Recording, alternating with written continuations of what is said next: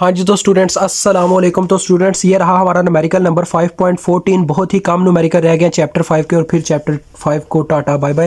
तो इसमें वो कहता है design a band pass filter with constant pass band gain. तो जैसा कि मैंने आपको पढ़ाया था ये थोड़ी देर पहले ही कि बैंड पास फिल्टर जो होता है with constant pass band gain उसके क्या क्या फार्मूलाज होते हैं और उसकी शेप किस तरह से होती है, तो वो आपको याद होने चाहिए इस न्यूमेरिकल के लिए। अगर आपने वो वीडियो नहीं देखी तो अभी प्लेलिस्ट के में जाएं और इससे पहले वाली वीडियो देखें, उसके अंदर ये वीडियो आपको थीसिस इसके मिल जाएंगे। तो उसके लिए क्या देता है जी, for F C is equal to 2 kilo hertz. तो अक्सर बच्चे पूछेंगे एफ सी क्या है, तो एफ सी सेंट्रल फ्रीक्वेंसी है जो हमने स्टार्ट में पढ़ी थी बैंड पास फिल्टर के लिए, तो वो भी आपको वीडियो देखनी पड़ेगी जो छोड़ आए हुए हैं। तो 2 किलो हर्ट्स उसने मुझे सेंट्रल फ्रीक्वेंसी दी है। आगे बैंड विड्थ वो मुझे देता है बी डब्ल्यू, बैंड विड्थ कितनी जी 1 किलो हर्ट्स। उसके बाद वो कहता है and K P B is equal to 2। K P B का मतलब है पास बैंड गेन, पूरी मतलब कि गेन की हमारे पास क्या है जी, ये गेन है, मतलब कि पूरे सर्किट की गेन है। Band pass filter with constant pass band gain की पूरी की क्या है जी, हमारे पास ये गेन है। तो आपको पता है ये किन दो गेन्स पे डिपेंड करता है, एक तो लो पास फिल्टर की, एक हाई पास फिल्टर की। तो उन दोनों की गेन का मल्टीपल 2 के बराबर आएगा, ये चीज़ याद रखिएगा। आगे वो क्या कहता है विद फर्स्ट ऑर्डर और सेकेंड ऑर्डर, ये उसने एक्सप्लेन भी कर दिया कि इसमें लो पास और हाई पास का भी बीच में चक्कर है, ठीक है। तो क्यू हमने मालूम करना और इससे सारे सर्किट को डिजाइन करना है। सबसे पहले क्यू ही मालूम कर लेते हैं। आपको फार्मूला याद होना चाहिए, हमने क्यू के लिए एक फार्मूला पढ़ा था स्टार्टिंग पॉइंट पे ही कि क्यू का फार्मूला था central frequency divided by band width. तो दोनों वैल्यूज गिवन है, बस वैल्यू पुट करें और क्यू को मालूम कर दें। तो 2k डिवाइडेड बाय 1k, तो k से गया और आपके पास आ गया 2। तो q का मतलब होता है क्वालिटी फैक्टर, इसका स्टैंड याद रखिएगा, इसका स्टैंड फॉर होता है क्वालिटी फैक्टर, ठीक है। उसके बाद q अब मालूम हो चुका है। अब हमने मेन चीज़ों की तरफ बढ़ना है। सबसे पहले के पी बी मतलब कि सबसे पहले हम बात करेंगे के एल पी, यानी कि लो पास फिल्टर की जो गेन होती है वो हमारे पास क्या थी, उसका फार्मूला था 1 plus R F prime over R one prime, ये फार्मूला था के एल पी का। और हमारे पास के एच पी का जो फार्मूला था यानी हाई पास सेक्शन का, उसका था 1 plus R F over R one, यानी कि वो सिंपल है, दूसरे रजिस्टर थे। फार्मूला सेम है लेकिन इनको थोड़ा डिफरेंट दिखाने के लिए प्राइम का इस्तेमाल किया गया, ठीक है। तो जैसा कि मैंने बताया ये ओवरऑल गेन है, तो हमारे पास जो के पी बी होगा वो बराबर होगा के एल पी और के एच पी का मल्टीपल। इन दोनों के मल्टीपल होने से हमारे पास जो आंसर आता है वो 2 है। तो एज इट एज हम फर्ज कर लेते हैं कि हमारे पास के एल पी और के एच पी की वैल्यू इक्वल है, जिन दोनों को मल्टीप्लाई करने से हमारे पास ये आंसर आता है, ठीक है। तो इन दोनों की वैल्यू इक्वल है। अब अगर हमें इन दोनों की वैल्यू निकालनी है तो इसका मतलब कि ये दोनों हाफ √2 के बराबर होंगे, क्योंकि देखें 2 √2 को √2 से ज़रब करवाएंगे तो हमारे पास तब भी 2 आएगा। तो इसका मतलब एक के एल पी की और के एच पी की दोनों की अलग अलग जो वैल्यू है वो है √2। जब हम यहाँ पे ये चीज़ पुट करेंगे तो देखिए आंसर 2 ही आ जाएगा, क्योंकि √2 और √2 का स्क्वायर लें तो 2 आ जाएगा। हमने एज इट एज ये लेट कर लिया कि इन दोनों की वैल्यू इक्वल है। तो चलिए अब यहाँ पे वैल्यूज पुट करते हैं। तो के एल पी में जब स्टूडेंट्स हम वैल्यू पुट करेंगे √2 is equal to 1 plus R F prime और आर वन प्राइम, और इस साइड पे यही चीज़ यहाँ पे भी पुट करेंगे √2 is equal to 1 plus R F और आर वन। तो अब मैं आपको एक चीज़ बताता चलूँ, जब हमने एक चीज़ अहद कर लिया एक चीज़ का कि क्या होगा जी के एल पी और के एच पी की वैल्यू बराबर है, तो उस लिहाज से हमें जो इनके अंदर जाके फार्मूलाज में लेट करना है उसको भी एज इट एज बराबर रखना होगा। आपको पता है इसमें हम हमेशा क्या लेट करते हैं, आर एफ की वैल्यू लेट करते हैं, क्योंकि ये काफ़ी नज़दीक होती है आउटपुट साइड के, ताकि जो इंजीनियर होता है वो डिज़ायर आउटपुट के मुताबिक एक सर्किट डिज़ाइन कर सके। क्योंकि स्टूडेंट्स जब हमारे पास एक सर्किट की कोई रिक्वायरमेंट होती है ना, तो हम उसको ज़्यादा कोशिश करते हैं कि हम उसको ओपन ना करें, हमारा काम ऑटोमेटिकली आउटसाइड से ही हो जाए, ठीक है। तो हम यहाँ पे लेट कर लेंगे R F prime which is equal to R F. जैसा कि मैंने बताया कि आपने इन दोनों की वैल्यू सेम असाइन करनी है, तो मैं इनको वैल्यू असाइन कर देता हूँ। फॉर एग्जांपल 10 किलो हम असाइन कर देता हूँ, कुछ भी आप रख सकते हैं। तो स्टूडेंट्स जब हमने इन दोनों को सेम वैल्यू साइन की तो इससे क्या होगा, इससे ये होगा R1 की वैल्यू भी आपस में सेम आएगी। तो लिहाजा चलो निकाल ही लेते हैं। √2 में से ये वाला 1 उधर जाके माइनस हो गया और यहाँ पे सिर्फ रह गया are F prime divided by R1 prime, और यहाँ पे भी इसी तरह से होगा √2 -1 और यहाँ पे रह गया आर एफ ओवर R1। अब हमने R1 मालूम करना है तो इसकी वैल्यू कैलकुलेटर पे पुट करनी होगी। तो ये 1.4 मेरे ख्याल में आता है। अब तो मैं निकाल के देखता हूँ जी ये कितना आता है। हाँ जी, तो स्टूडेंट्स ये आता है 0.4142, 0.4142 आता है ये। तो 0.4142 को जब हम ज़रब देंगे किसके साथ, ये आर एफ प्राइम के साथ है। अब ये ज़रब होगा या डिवाइड होगा, अब ये उस पर डिपेंड करता है। तो देखते हैं अब ये क्या होगा। तो आर एफ प्राइम अगर इस साइड पे डिवाइड होगा, आर एफ प्राइम इधर आ गया जी, आर एफ प्राइम की क्या वैल्यू है 10K, ये इधर आ गया, उधर क्या रह गया 1/R1 प्राइम रह गया, मैंने उसको इधर ले आया हूँ। इधर भी यही सीन होगा 0.4142 और इसके बटे में आ जाएगा R F is equal to 1/R1 रह जाएगा। तो अब इसको कैलकुलेट करेंगे, उसके बाद हम इक्वेशन को पलटाएंगे। पहले ही इक्वेशन को पलटा लेते हैं। तो R1 प्राइम बराबर आ गया 10K डिवाइडेड बाय 0.4142। तो अब यहाँ पे R1 प्राइम इस साइड पे इस तरह से आ गया और यहाँ पे R1 इस तरह से आ जाएगा कि RF की वैल्यू पुट करेंगे, क्या है जी 10K है हमारे पास RF की वैल्यू भी। तो 10K डिवाइडेड बाय 0.4142, यानी कि हमने बटे का बटा उल्टा दिया। तो R1 prime is equal to R1 which is equal to, यानी दोनों की सेम ही वैल्यू आनी है तो इसी तरह से लिख लें। तो इनकी वैल्यू हमारे पास आ जाएगी स्टूडेंट्स 24.14 किलो ओहम।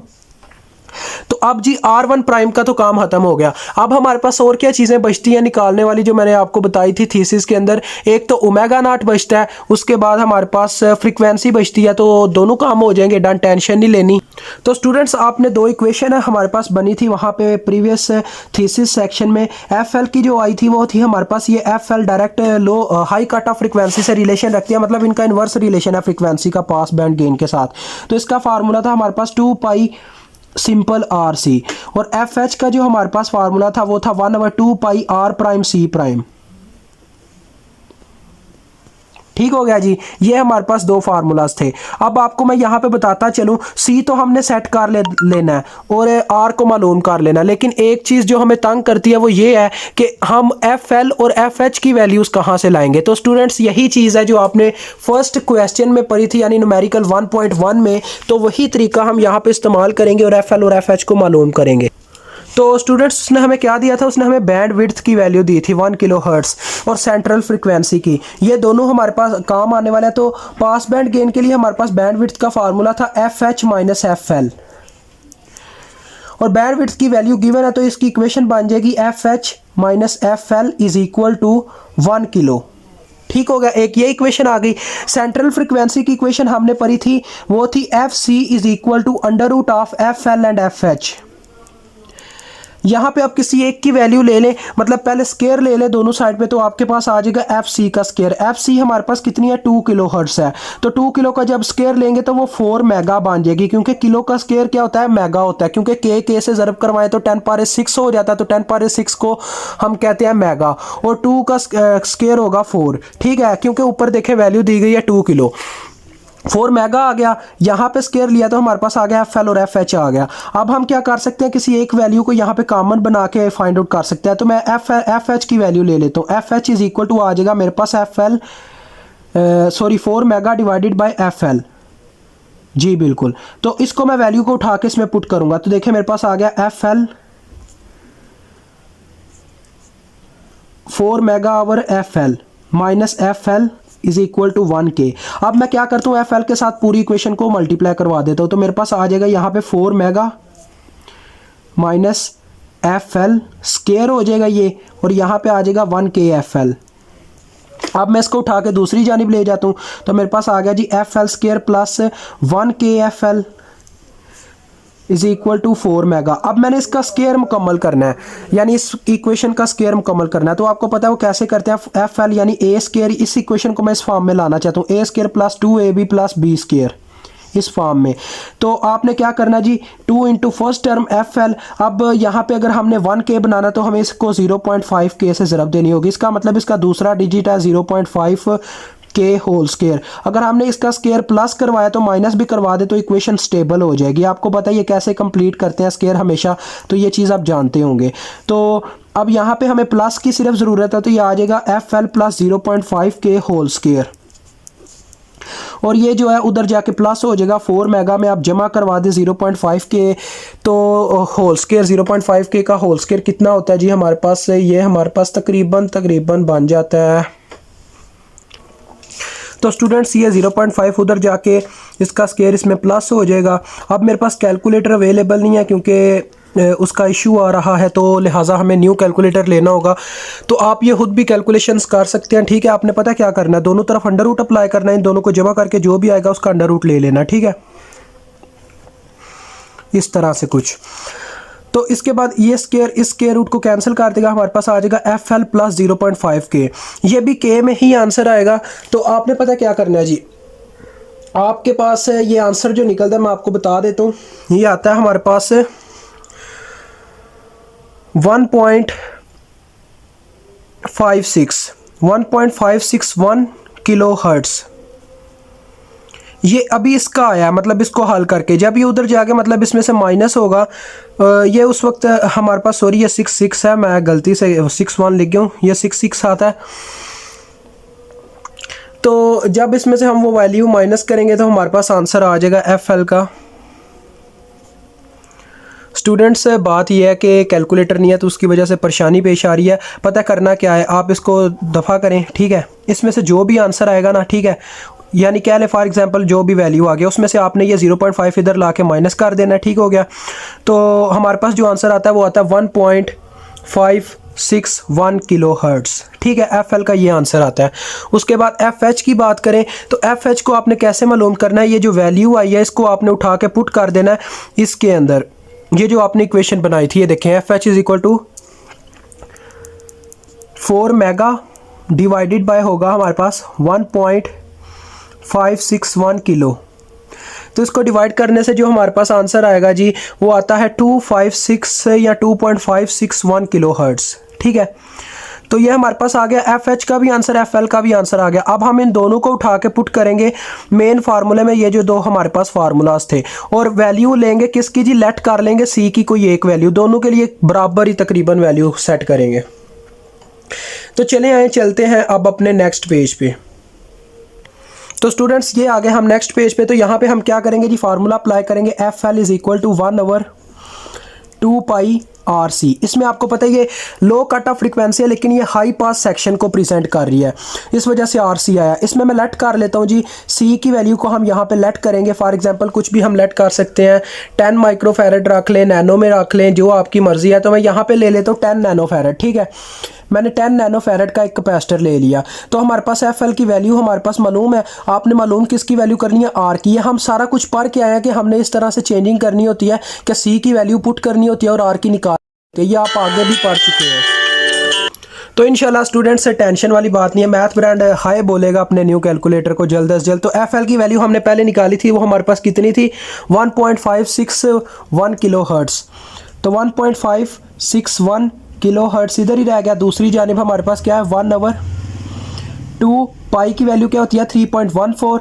सी की हमने एक वैल्यू ले लिया जिसका नाम है 10 नैनो, और आर एज इट एज आ गया। अब इनकी जगह रिप्लेस कर देते हैं, आर उधर चला जाएगा, ये वैल्यू नीचे आ जाएगी। तो आर इज इक्वल टू हमारे पास आ जाएगा 1 डिवाइडेड बाय, ये बन जाता है 6.28 multiply by 10 multiply by 10 power is -9, क्योंकि नैनो का मतलब 10 पावर इज -9 होता है, और ये चीज़ आके नीचे मल्टीप्लाई हो जाएगी, यानी कि 1.561 मल्टीप्लाई बाय 10 पावर इज 3।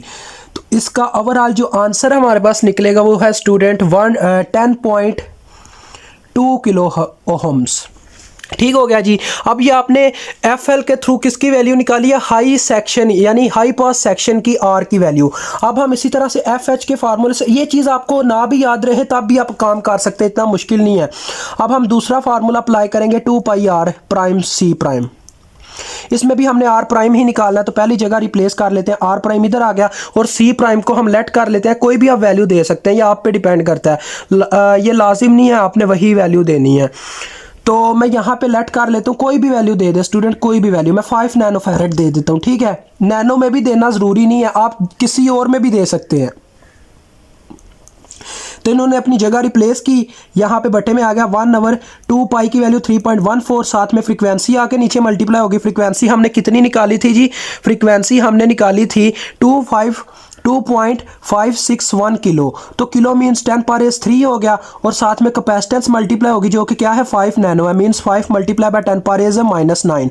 तो इसको ओवरऑल फाइंड आउट करने से हमारे पास रेजिस्टेंस आ जाती है 12.4 किलो ओहम। तो इस तरह से हमारा ये क्वेश्चन सॉल्व होता है। काफ़ी ईजी था, बस ये थोड़ा लंबा था। इसमें हमारे पास क्या लें कई बहुत ज़्यादा कंसेप्ट आके मर्ज होते थे। तो इंशाल्लाह मिलेंगे नेक्स्ट वीडियो में। अभी मुझे इजाज़त दें और लाजमी रिव्यू दे के जाइएगा। रिव्यू हमारा हक है और आपका फ़र्ज़ है, तो वो आपका काम बनता है। कमेंट सेक्शन में रिव्यू दे के जाइएगा।